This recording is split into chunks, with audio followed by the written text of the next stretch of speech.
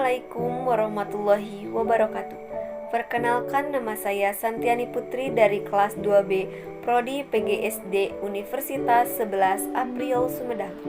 Di sini saya akan menyampaikan materi tentang siklus air untuk memenuhi tugas media pembelajaran dengan dosen pengampu Poppy Anggraini ST MPD. Selanjutnya saya akan membacakan identitas dari tugas yang saya buat. Nama: Santiani Putri dengan nomor NIM 2186206141. Pertemuan 7 dengan topik pembahasan pengembangan media pembelajaran berbasis Microsoft Office PowerPoint. Kompetensi dasar 3.8 menganalisis siklus air dan dampaknya pada peristiwa di bumi serta kelangsungan makhluk hidup. Tujuan pembelajaran: melalui kegiatan pengamatan, siswa mampu menjelaskan terjadinya siklus air dengan baik. Judul materi yaitu siklus air. Selanjutnya di sini saya akan menjelaskan materi. Mengapa air selalu tersedia di bumi? Air selalu tersedia di bumi karena air mengalami siklus. Siklus air merupakan sirkulasi atau perputaran air secara terus-menerus dari bumi ke atmosfer, lalu kembali ke bumi. Siklus air ini terjadi melalui proses penguapan, pengendapan, dan pengembunan. Berikut adalah gambar proses siklus air.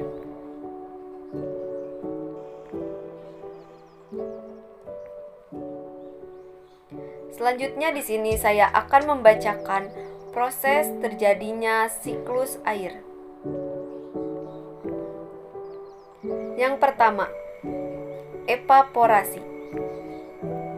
Air di laut, sungai, dan danau menguap akibat panas dari sinar matahari.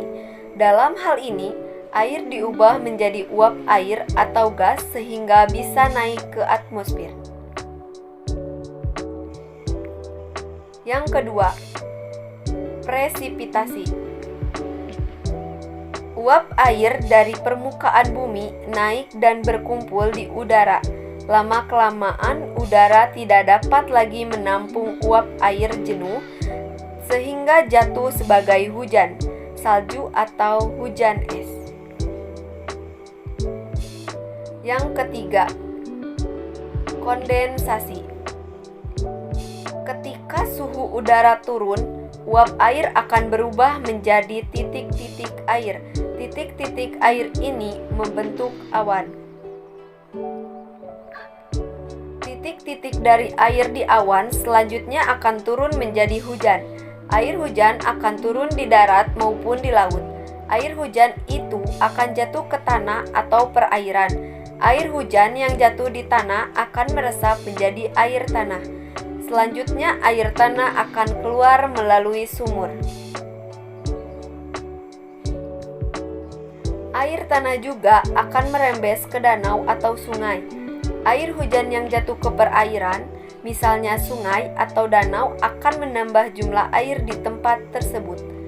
Selanjutnya air sungai akan mengalir ke laut.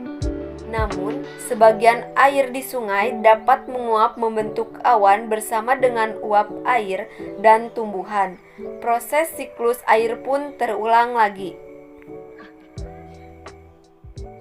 Selanjutnya saya akan membacakan jenis-jenis siklus air. Yang pertama yaitu siklus pendek.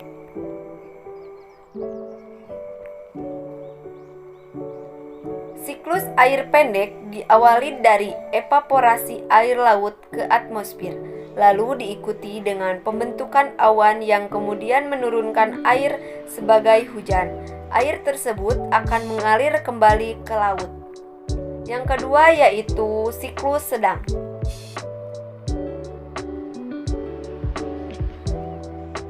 Proses ini bermula dari air yang menguap membentuk awan lalu mengalami kondensasi dan turun sebagai hujan.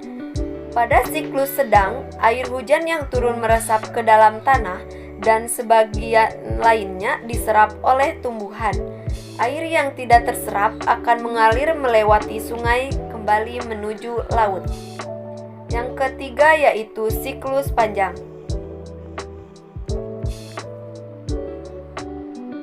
Siklus panjang diawali dengan evaporasi dan kondensasi.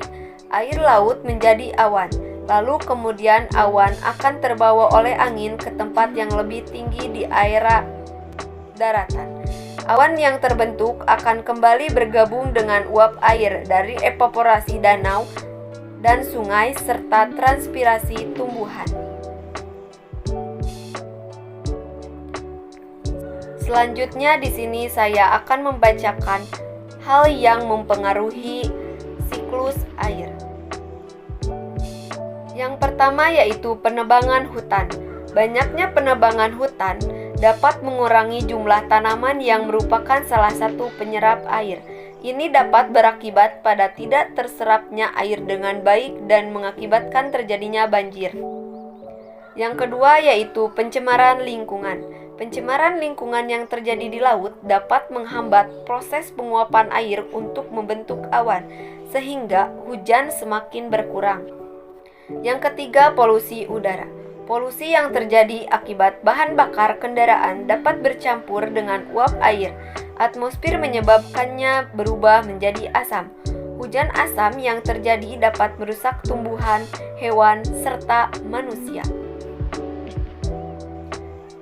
Selanjutnya di sini saya akan membacakan manfaat air bagi makhluk hidup. Yang pertama bagi tumbuhan, yaitu 1. Membantu proses respirasi. 2. Membantu menyerap unsur hara. 3. Salah satu bahan dalam proses fotosintesis. Dan yang keempat sebagai tempat tinggal untuk beberapa jenis tumbuhan. Yang kedua, manfaat bagi hewan. 1. Membersihkan badan. 2. Tempat hidup beberapa hewan seperti ikan. Yang ketiga, tempat berlindung. Dan yang keempat, minum. Dan yang kelima, membantu produksi susu. Yang ketiga yaitu manfaat bagi manusia. Yang kesatu, sarana transportasi. Yang kedua, irigasi lahan pertanian.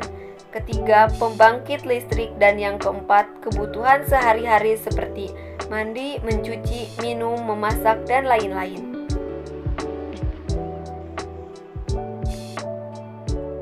Kesimpulan, jumlah air di bumi secara keseluruhan cenderung tetap, hanya wujud dan tempatnya saja yang berubah. Sekian pemaparan materi dari saya. Mohon maaf apabila ada salah pengucapan kata. Billahi taufik wal hidayah. Wassalamualaikum warahmatullahi wabarakatuh.